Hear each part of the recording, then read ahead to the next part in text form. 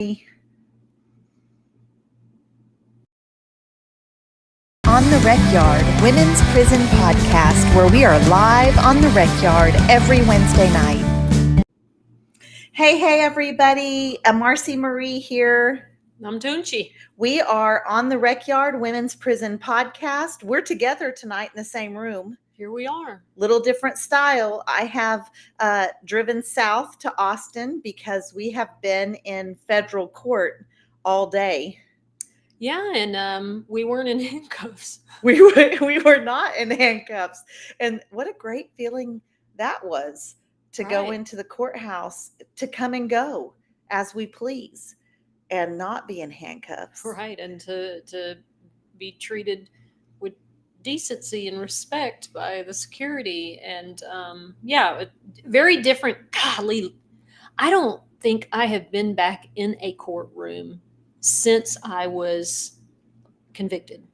I think that was my first time back in a courtroom. And how were your nerves? Oh, Marci, you already know my nerves were so bad. I feel like my nerves were a little bit about that, but mainly for you. And I was just so nervous for you. And it was because I didn't know how I was going to feel or react if they tore into your character, which is often, what they do. And we thought that they might. So what we're talking about tonight on tonight's episode of On the Rec Yard, it is a special episode. They called Rec a little bit late. We're normally here at 7 p.m. Central Standard Time. We were still at the courthouse at 6:30. And so we knew that was not a possibility. So we're a little bit late. Thank y'all for joining us anyway. Thank you for hanging in there. What we want to do is give you an update regarding the lawsuit against the Texas Department of Criminal Justice, specifically their executive director in his capacity in that role. And it is the lawsuit is around bringing safe temperatures into Texas prisons, because what we know from our lived experience is people are getting sick and even dying being housed in the astonishing temperatures, the very high temperatures in Texas prisons, and we're suing them. Yeah. I think we should just get right into it. I feel like this is the biggest update over the past week anyway. So if you just want us to dive right into it. Yeah, I think that we should just dive right into it, actually. So I drove down because yesterday morning, basically for 2 days, we get to present our case. Our attorneys present our case. And when I say our case, we are a part of that, but we're not the only ones. Right? So our organization is Lioness Justice Impacted Women's Alliance. And that organization is an organizational plaintiff in the lawsuit. And so we are representing women, girls, gender expansive individuals incarcerated or formerly incarcerated in Texas. So that's what our organization is. And that's why we felt it so important to be a part of the lawsuit. Now, there are some other advocacy groups that are a part of the lawsuit as well. And then there's Bernie Teed. Yeah. So there's an incarcerated individual who, because of his underlying medical conditions, the heat has exacerbated them, made him very ill, caused him some very serious medical issues. And so he's part of that lawsuit as well. There was a whole team of lawyers. Well, we're going to walk you through it because I'll tell you, I think I was expecting, we have been working with a few lawyers. And even though we know that there was a team of lawyers, walking in to the federal courthouse, and I couldn't video y'all because we're not allowed to record. I wanted to make some TikToks and some Instagram reels, and it wasn't happening. And actually, I thought about it, but you talked me out of it. You got scared for me. Yeah, it very clearly said that it was in statute that you are not allowed to video or record audio or video in that building or adjacent to it. So we had to go all the way out near the street to do that. We did. And I see we are streaming live on our regular show on Instagram as well for you all that are watching on Facebook and LinkedIn and YouTube and all of the places that we normally see you. But I have to give a big shout out on Instagram to Jessica Kent. She's my friend and a fellow ex incarcerated person. Yeah. And she's doing good works and getting her life together and showing a good example for her family. And Jessica, sending big love, thanks for watching. And so yeah, we're talking about this federal court case, right? So we walk into the courtroom, and first of all, it was pretty full. Yeah. There wasn't, like, it wasn't easy to find a seat. There were people standing in the back this morning before I testified. Yeah, well, I want to add this part, that when we walked in, we just found a seat on the left side of the room. So when you go in, there's the judge sitting up there with the court officials, and then there's this big long table of attorneys, and then there's big long table of attorneys facing each other, which is very different than state court, where it's kind of facing the judge and there's only 2 or 3 people with the attorney. It's teams facing each other essentially around these big long tables. And so we go sit in an empty seat, squeeze in on the left side. And there was a lady, she was real nice to me. I said, "I love your purse." It was a cute little purse. She goes, "Oh, thank you." She goes, I don't mind a care at all, but I think you might. I think the advocates for the plaintiffs, the attorneys, are sitting on that side. And we looked around, we're like, oh, we were sitting with the prison staff. Yeah. So and we got up and we realized that you could identify at least the men that were the defendants, were the prison staff, because they were wearing, of course they were all in suits, but they all had a little TDCJ state prison pin. And so we realized we were right in the middle, being our normal selves, because y'all, even listen, we know how to be professional when it's time, but mostly we're just like this everywhere we go. And so there's like a lot of banter and right. Well, and we certainly didn't want to be sitting with that group when we start so I had to get up and leave. Stuff. I had to get up and leave for a moment, and I come back and my people are all gone, and I sit over there, and so now I'm by myself sitting with the law. I was sitting with the laws, and the lady said, they went over there. And I thought she meant like they went out to the restroom. And so I go out and I'm looking for them. There's 3 or 4. We ended up with like 8 supporters there this morning, which was pretty phenomenal.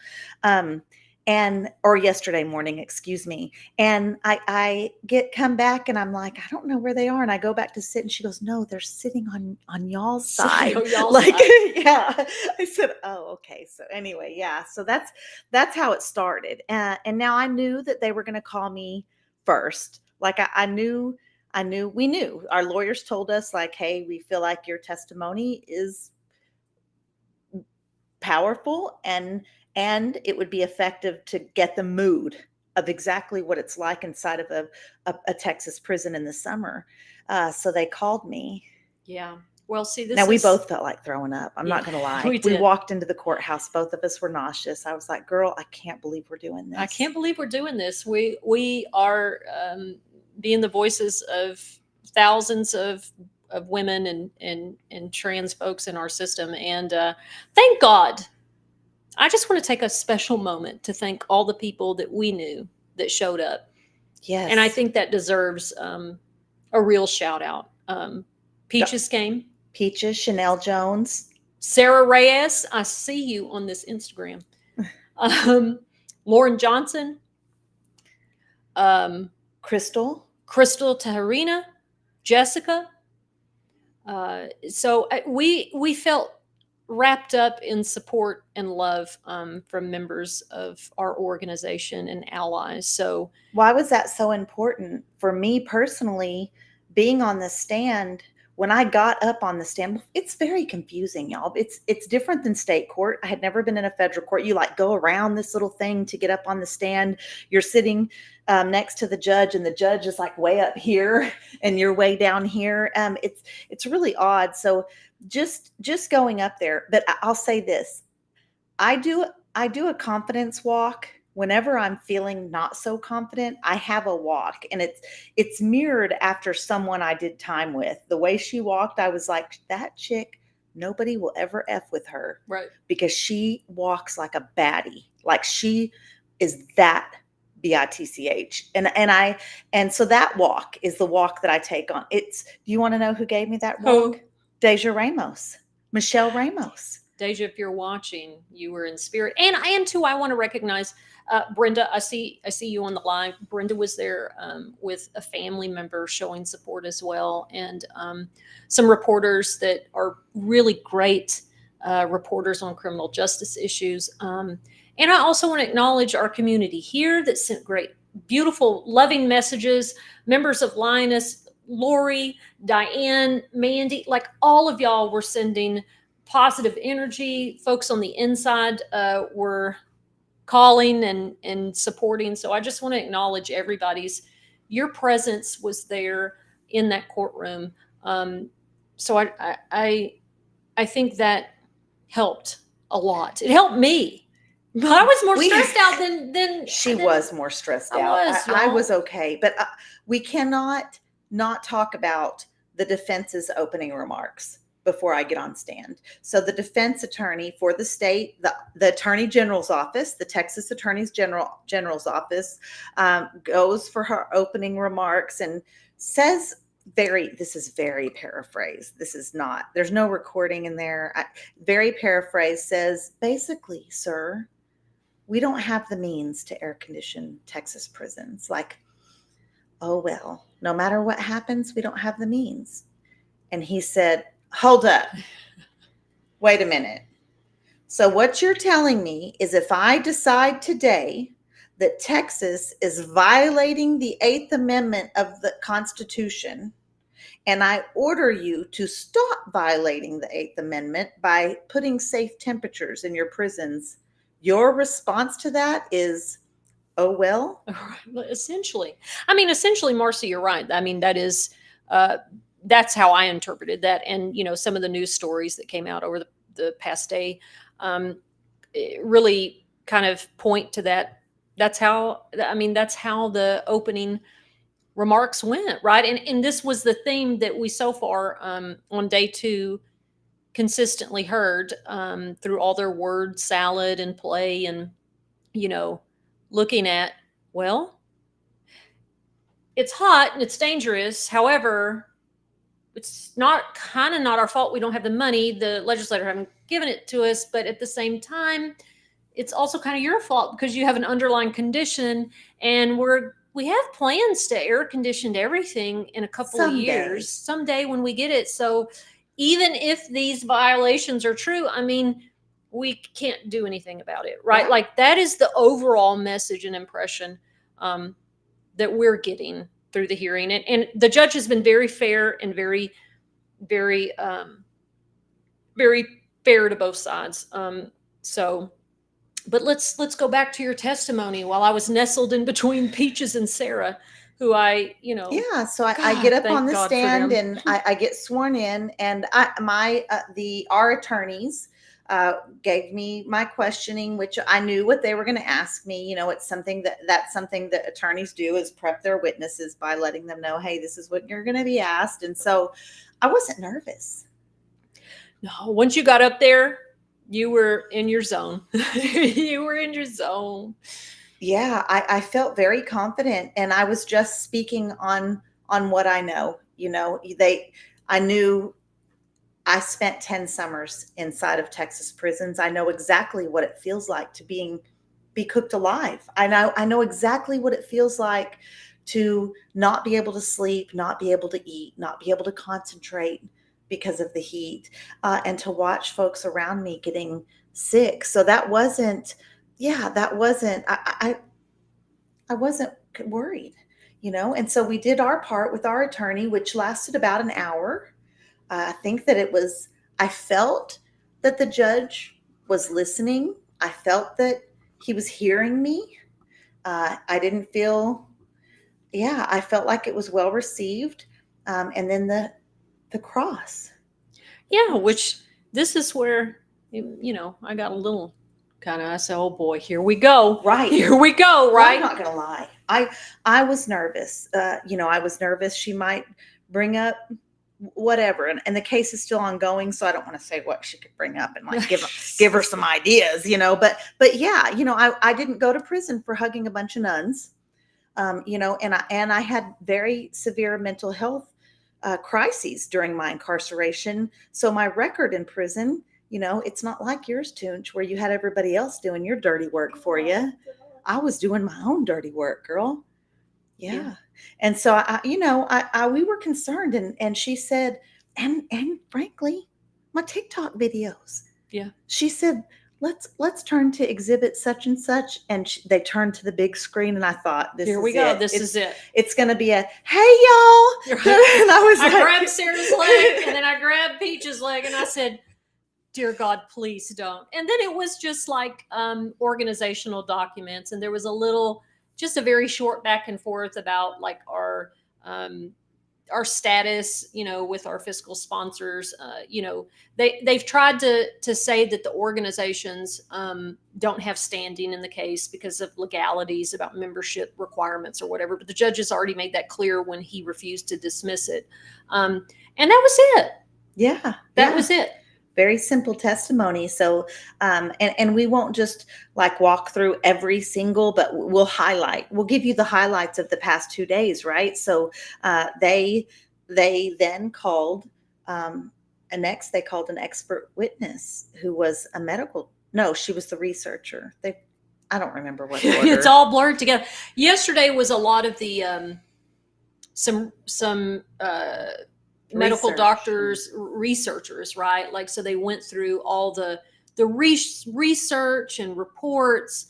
There was some other advocates that testified, and which was really setting the tone. But I think what we heard today, Marci, really, really seals the deal with the autopsies. Yeah. So this today we were getting in the nitty gritty of it. They've laid a foundation, and so let's talk to the first person up today was a medical toxologist, and that's when we heard about those autopsies. The autopsies were hard, as people that have been in those prison cells, and probably, dare I say, for anybody reading an autopsy about people that got cooked to death, right? Like people that died because they were housed in extreme temperatures. That's a horrible thing to read and hear about and mull over. It's not just that they said, and not to diminish the names that were mentioned today. When I say, like, it's not like they said John Doe died and that was it. No, it was this person, and this was his internal body temperature, his core body temperature, which some of those core body temperatures, Toonch. This is the moment, and not only did we hear this through one witness, there was a forensic pathologist that also we went through every single one of those autopsies again. We had a mental health expert talk about the toll it takes on people's mental health. And then we'll dig a bit more into that other very impactful. But let's really focus on those autopsies. It's one thing to hear that, there was a great report. Lauren, I always mess up her last name. Lauren, forgive me if you're watching this. But so she recently did a piece about those autopsies. And so to read this, because we haven't had those before, we've just had death certificates.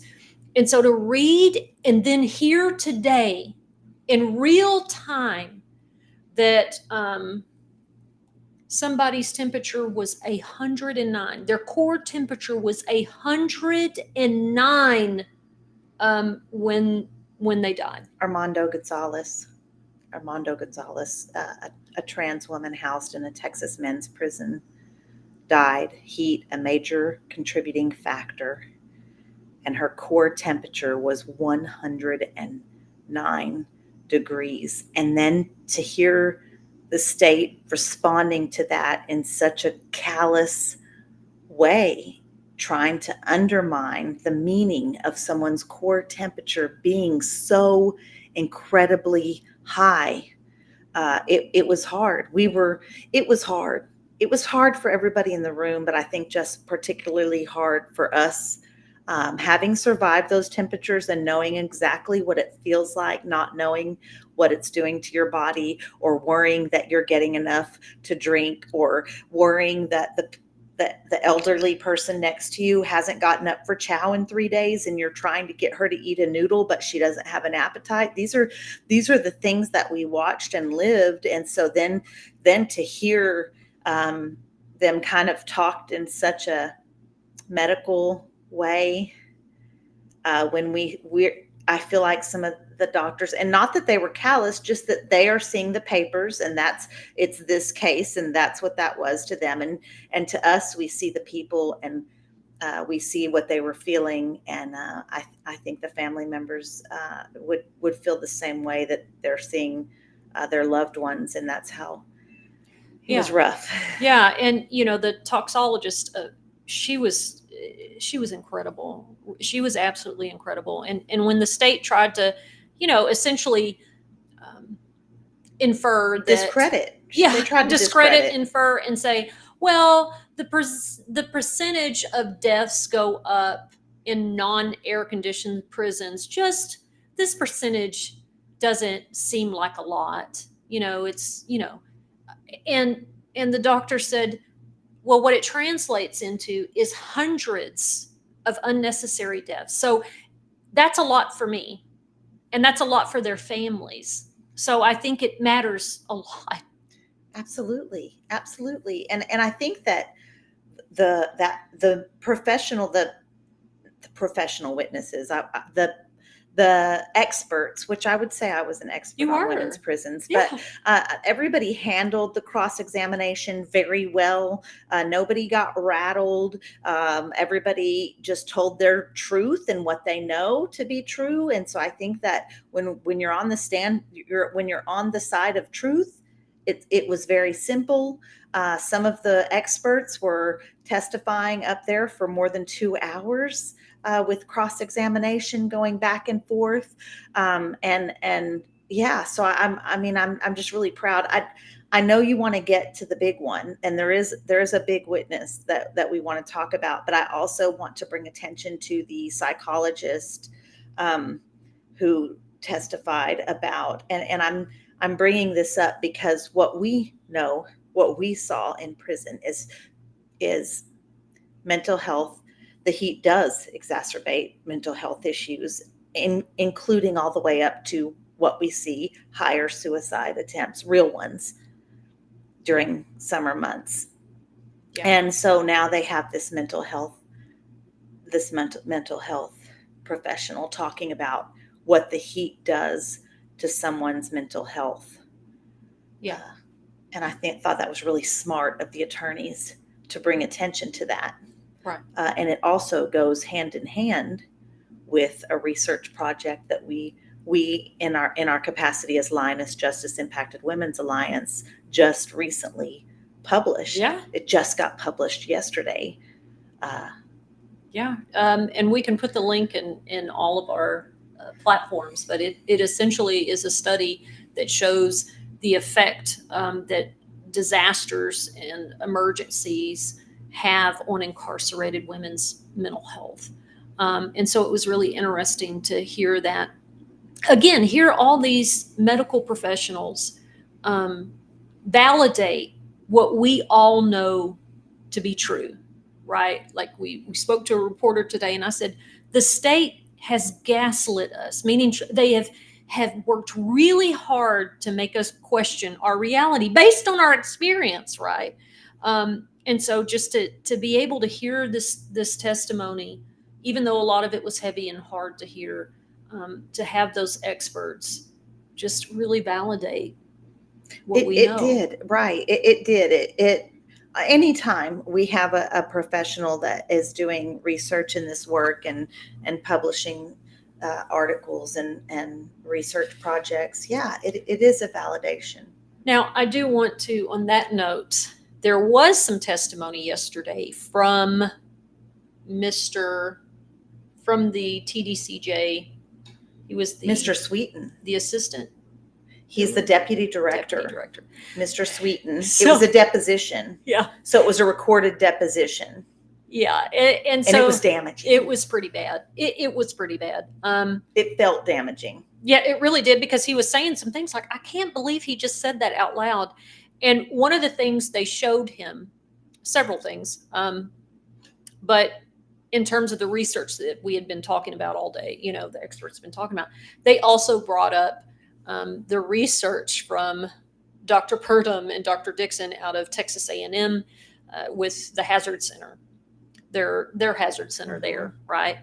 And so they go through the report, the research, and they were like, well, you know, essentially paraphrasing, well, what do you think of this? And he's like, I don't think anything of it. I don't find it credible. And they were like, well, so you don't think Texas A&M is a credible institute? He says, well, I think the college is, you know, credible. And I'm not calling into question the integrity of the researchers, you know, Dr. Purdom, but I don't know where they got this information, this data. I don't know where they came up, because we weren't involved in it. And I looked at Marci, I said, so let me get this straight. Because you weren't involved in it and you can't control the outcome, it's not valid. Right.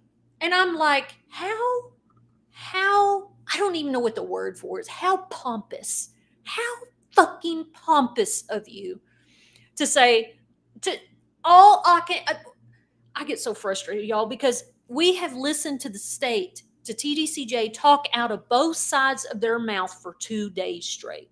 Oh, they're reputable. Oh, they are.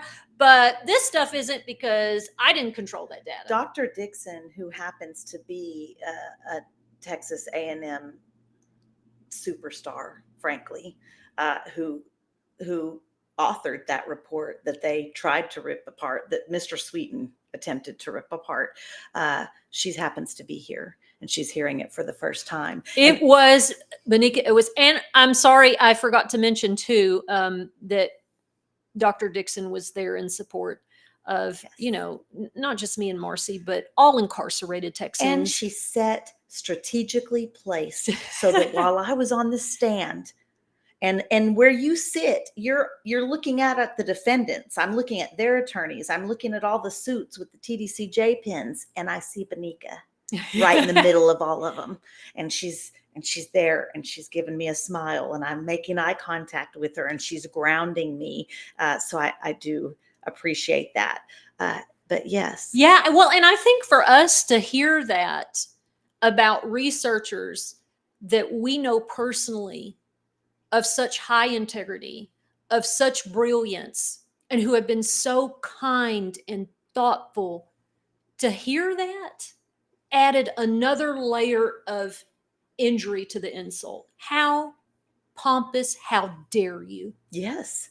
Yes. I'm not calling into question the integrity of the researchers, but I don't know where they got their information. So they were like, did you even take the report and the things that were in it and investigate it to even see? He said, no, because I didn't believe it to be credible at all.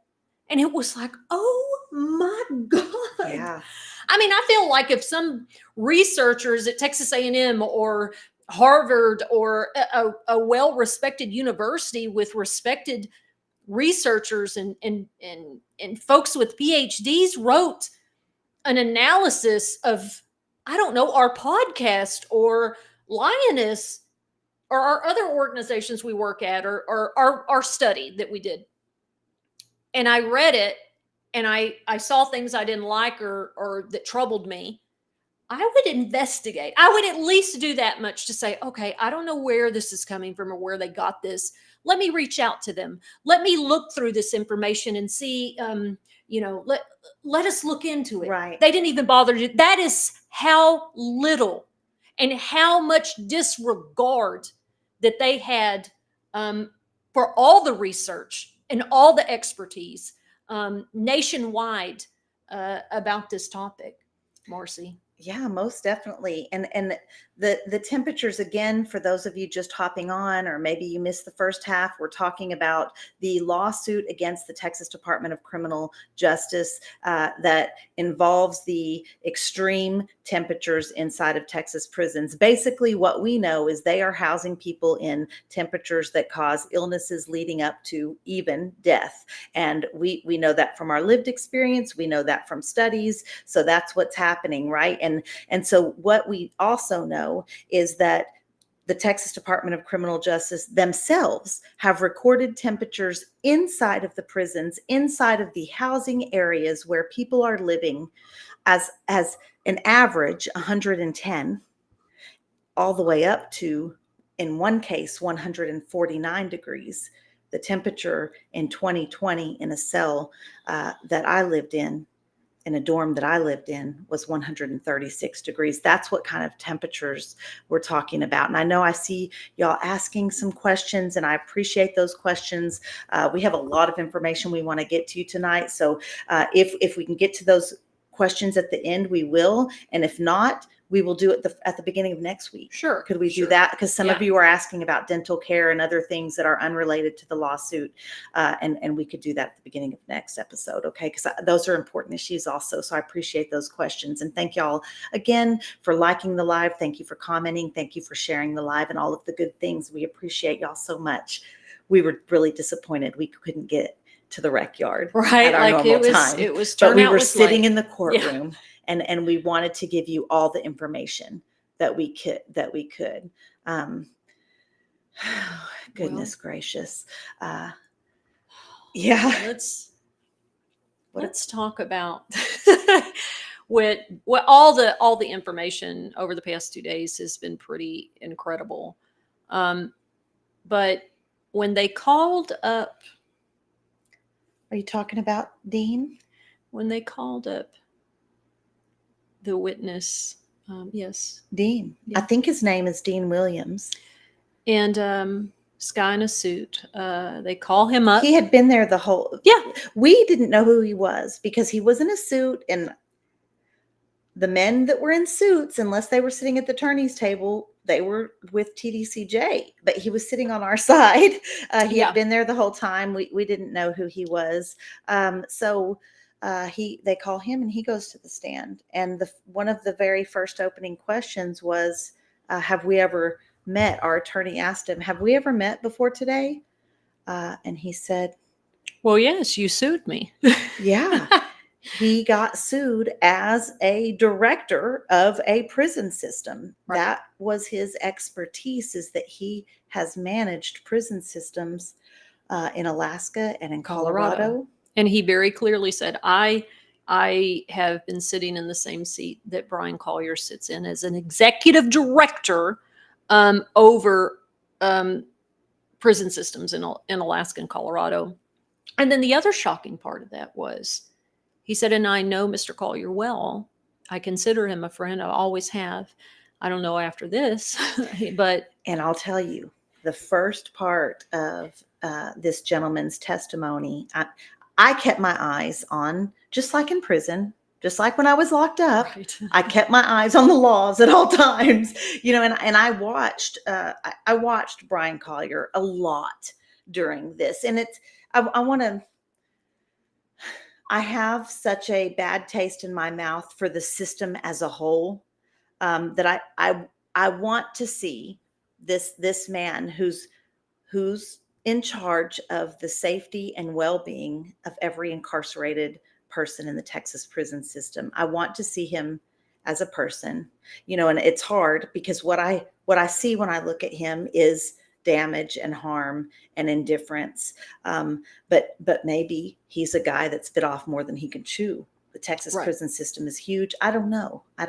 But Yeah. but this man said they were friends, and when he said that, Brian Collier looked down and he stayed in his lap for the first 20 minutes of this man's testimony. Well, yeah, looking through his phone and Yeah. staring at his lap. And, we are super observant, right? Like thank you, BPD, right? Like, thank you, trauma. We are always watching people's tone and facial expressions and just trying to get a read on things. And that did seem like that was happening. And, Right. Dean talked about he believed Brian to be a good man, and he explained how difficult it is to be the leader, the one responsible. He said, at the end of the day, it is the director, it's the executive director who is responsible. It doesn't matter about money. It don't matter about the challenges. That is the heavy burden of being the person in charge of the custody and care of so many incarcerated people and staff, right? And as someone who calls Brian Collier, the executive director, the defendant in the lawsuit of the Texas prison system, to call him his friend and then get on the stand and say, and when our attorney said, "Why are you here today?" And he said, basically, he gave 3 solid reasons, right? And this is all from memory because I wasn't writing anything down and we can't record. But he gave 3 solid reasons, and one was his faith, his religion, and but one was that he just literally couldn't, in good conscience, know that the third reason was, he said, "I'm here because we are talking about life and death." Yeah, he gave several things that advocates, are always working on, and mailroom policies and things like that. He said, but this is life or death. And he said, I'm here, and this is I believe, a direct quote. He said, because it shocked my conscience. Yes. And he goes on to explain what he's done in the past as an executive director, how he would handle these crises, how he would, look at core temperatures and respond. And he said, all the things that an executive director has to deal with, it's a heavy burden. And I believe the attorney asked, well, why wouldn't core temperatures be recorded, right? Because Elizabeth Haggerty and John Suthers, their core John temperatures. Anthony Suthers, who passed away last year, a young man who the autopsy report read he was hot to the touch and sweating. The TDCJ medical folks did not record his core temperature. And yeah, why? And all of the medical people, experts that answered today said there is that standard practice across the board. Right. That's a vital sign. You take vital signs. Right. And why wasn't it recorded? Or Elizabeth Haggerty, who passed away last year on the Dr. Lane Murray unit. In the middle of a heat crisis, y'all aren't recording core temperatures. And our attorney asked, the plaintiff's attorney asked, why wouldn't they do this? That we've heard from the medical professionals say this is absolute, like way below medical standard. This is an no. Oh my goodness, right? And he said, I can tell you the reason I suspect, and it's not good. It's not a nice one. It's not a nice one. He said, systems have a way of protecting themselves, and there is political risk at the cost of the executive director's job. When your boss is the governor, your boss is the state of Texas. And when you do something or say something that essentially is not what they want you to do, you risk your job. He said, but I believe firmly that you have to scream this from the rooftop. You have to be totally transparent and say, legislature, governor, anyone that will listen, the public, people are dying. We desperately need the funds to fix this and fix it now. And he said all those mitigating things like cool showers, there was a lot of discussions about, does ice work? Does fan work? All the medical professionals say, no, right? Like we thought maybe 20 years ago it did, but it doesn't. The research shows that. But I think he articulated it best, Marci, because he said, all the ways to mitigate harm are when you don't know that there's a cure, that you don't have a cure. He said, we did that with COVID. We didn't have a cure for COVID. We didn't have a vaccine.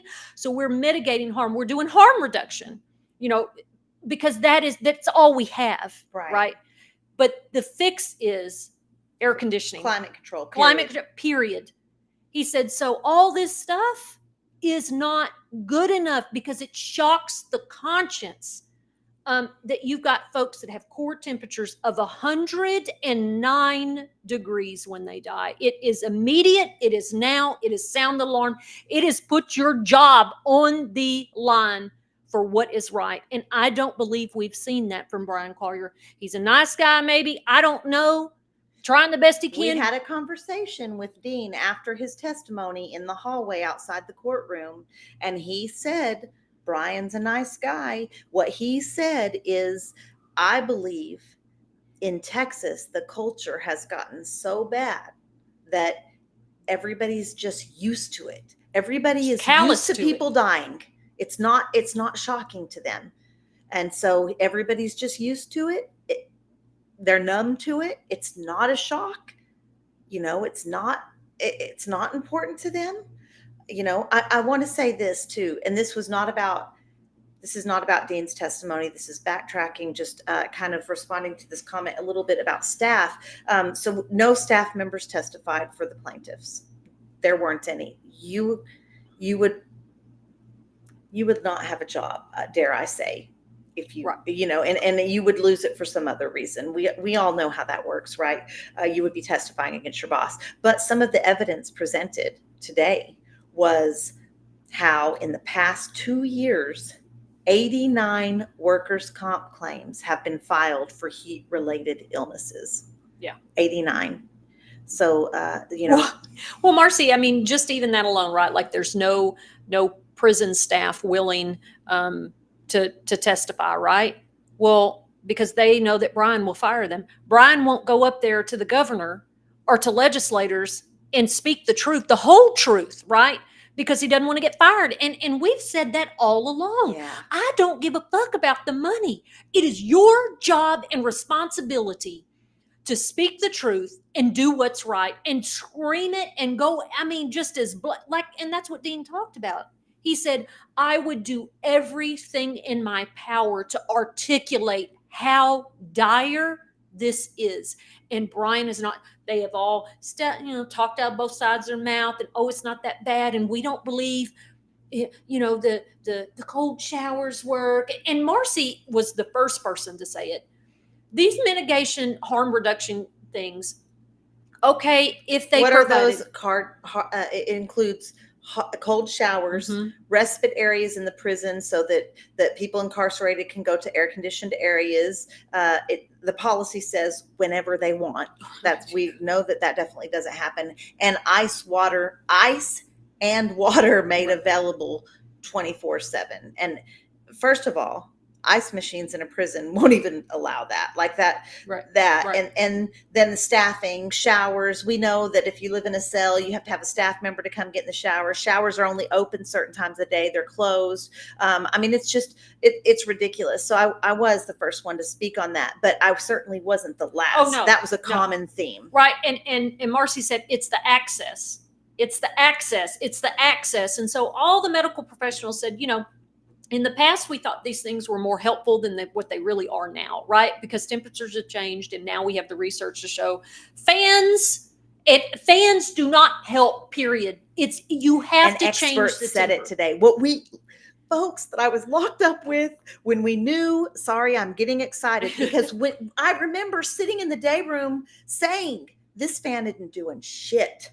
We are dying. Like this fan is blowing hot air at us. And what the professionals said today, lots of research has been done around that. You cannot rely on fans. They will not cool the temperature. I want to speak to this. That's why I highlighted it. Oh, okay, Johnny Gonzalez says, because I highlight it because I did touch on this, Johnny. Yeah. And so I do want to bring it up. And for those of you that are on IG, the comment was made from, it looks like Facebook. Johnny's watching the podcast from Facebook tonight. And he says, don't forget the builders. As a professional architect, the builders should have known the buildings were not suitable for human detention. And this is what we talked about. Even the newer prisons, even prisons that were built in a time in Texas when air conditioning was standard practice for all new buildings, because we understand prisons built in the 1800s, nothing had air conditioning. Like right. we're not being that,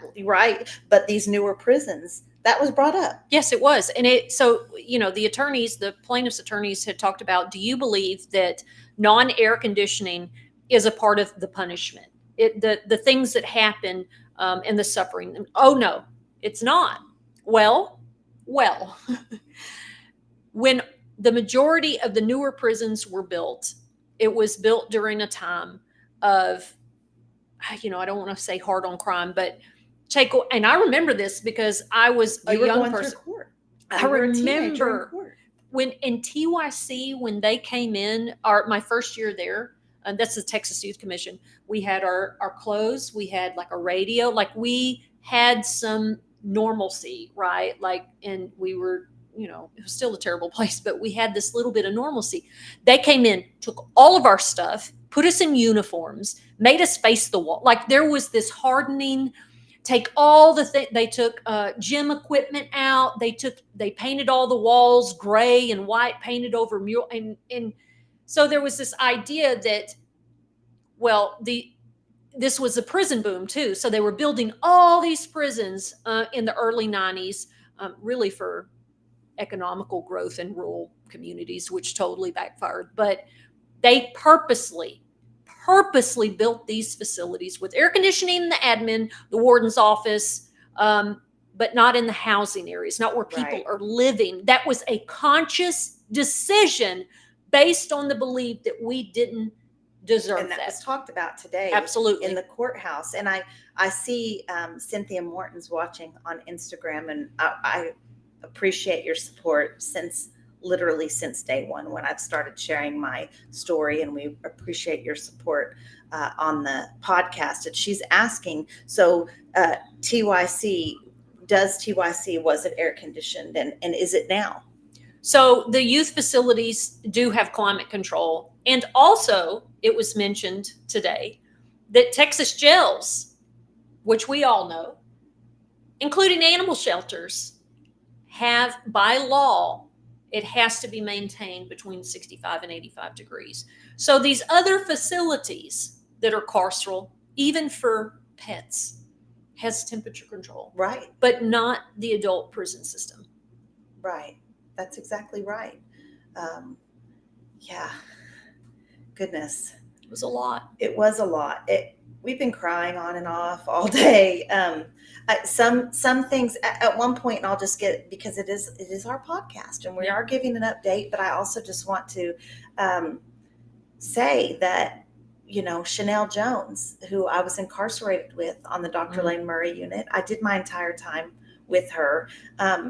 There have been a couple of moments for her and I this year that have been completely surreal.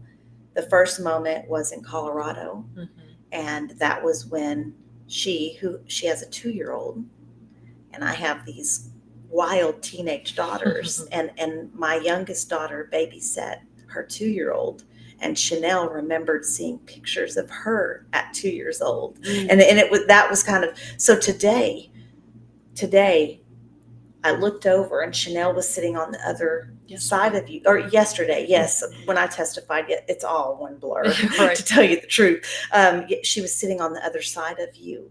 And I looked over and I thought, I'm fixing to go testify in this federal courtroom about things that her and I experienced together in the same room, in the same building. And she's here to support me. Like she made her way to get there. And it was not easy for a mom of a 2-year-old who works a full-time job, but just thinking how our friends on the inside, I hope that they know, like we're doing this because we love them. We care about them. We believe that they are people and not, whatever the state wants to inmate. We heard that word so much today. It was a lot, but it's important. It's important. And I feel very blessed to have the community here on our show. My family on Instagram, I see y'all with me today, and our community out here. Yeah, I think it's it is a certain type of feeling. It's an overwhelmed feeling in a very strange to articulate way. Like it's a good feeling, but it's also this really intense, deep, sorrowful, but glad, but joyful, but painful feeling. Like when we talk about the stuff that's going on inside of our prisons, and then you're like doing this stuff with our group with people that you did time with, right? Like having lunch with Crystal. Tony is watching on Instagram. Hey, girl. This is her, dark and lovely. Oh, hey, she girl. loves you. We love you too. Having lunch with Crystal afterwards on our break, and just like remembering those moments that we had together in there, horrible moments, painful moments, suffering, and then to be out here, I don't know how to describe it. It's a feeling of we went through that together, and there, Chanel was sitting next to me, and she was Marci got a uniform. I do. Oh, I could show it. And we thought maybe we might need it to just show what the material's like. Eric Castillo, who is also an advocate for Texas prison reform, he gave this to us to use. This is a TDCJ. It's a real one. It's a real one.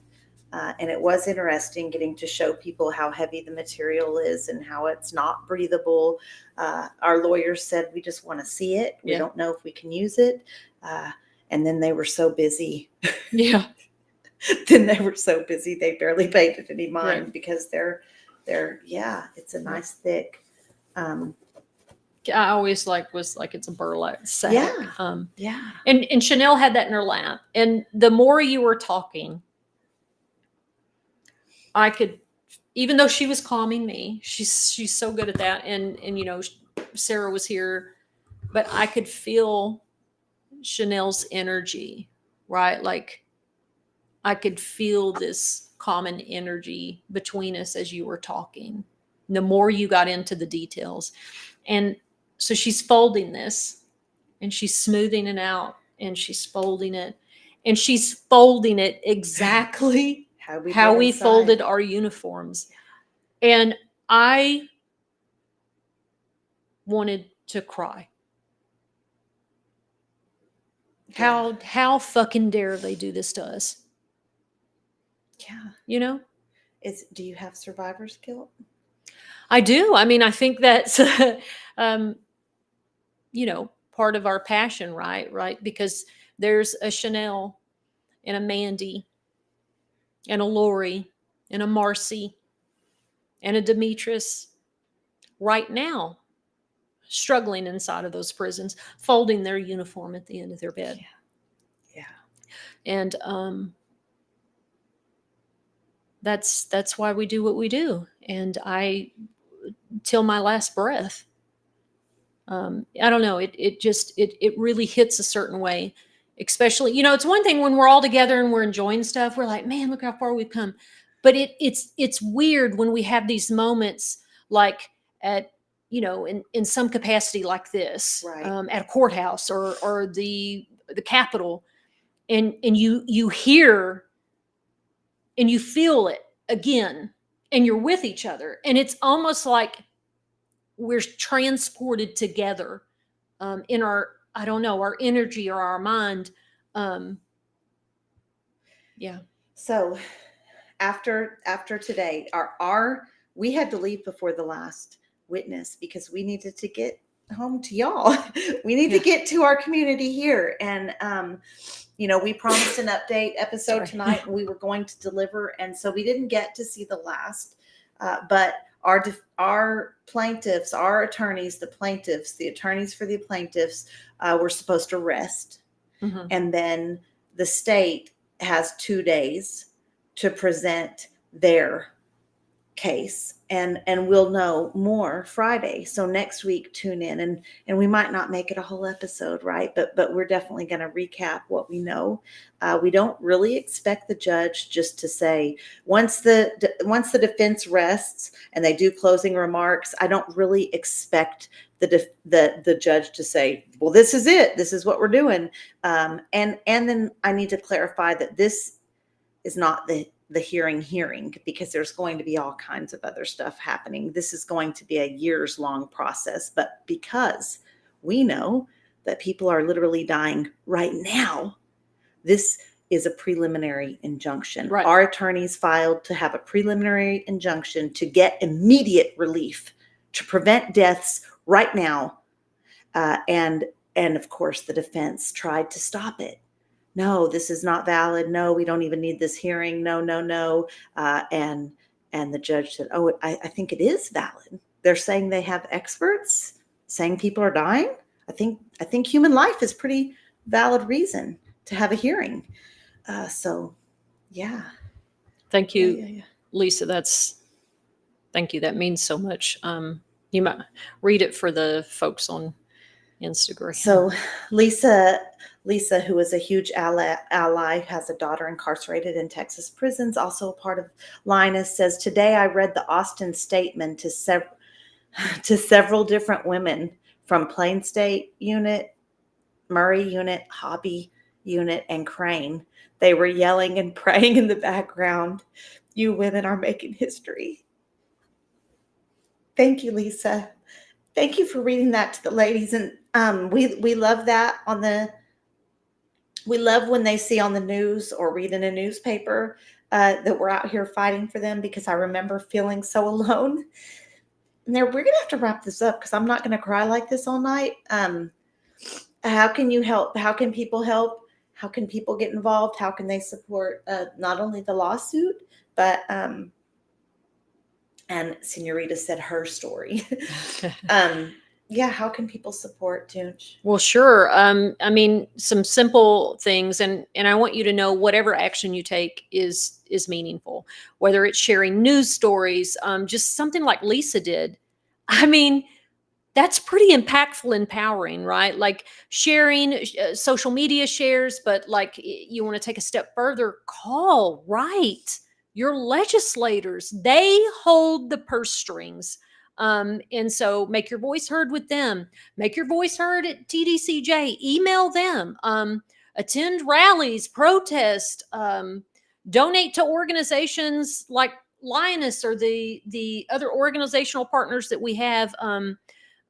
Join them. Join us, right? Like whatever level of participation you would like to have, I think is definitely impactful, right? So I don't want you to ever feel like if you're just checking the podcast or sharing a news story that you don't feel like you're making an impact. You are making an incredible impact. So Right. It takes all of us in all the ways that we can participate for change. And if you're watching from Facebook, Brenda May copied and pasted an article from anyways, so you guys can look at that. But yeah, for more updates, watch your news. I think it's all over the news. I think you can Google that and see some articles and learn a little bit more. And we will be back. Now, we'll be back on time next week, pending any weird stuff that goes on. Pending that Toonchi will show up on time. Oh, no kidding. No That kidding, I'm not girl. late or Well, whether you're late or not, I'm going to be here. And that's who y'all really come for. Let's get real. I mean, I'm pretty sure that it's the Toonchi. We love you all. Thank you for joining us. Thank you for liking, sharing the live, all of those important things. Thank you for supporting us and being our community, being our family. This is quite literally our favorite night of the week. And I love you all so much. I'm not even going to say final thoughts because we don't have time for you too. We're done. With us on the Recyard Women's Prison Podcast with Marci, Marie, and Toonchi.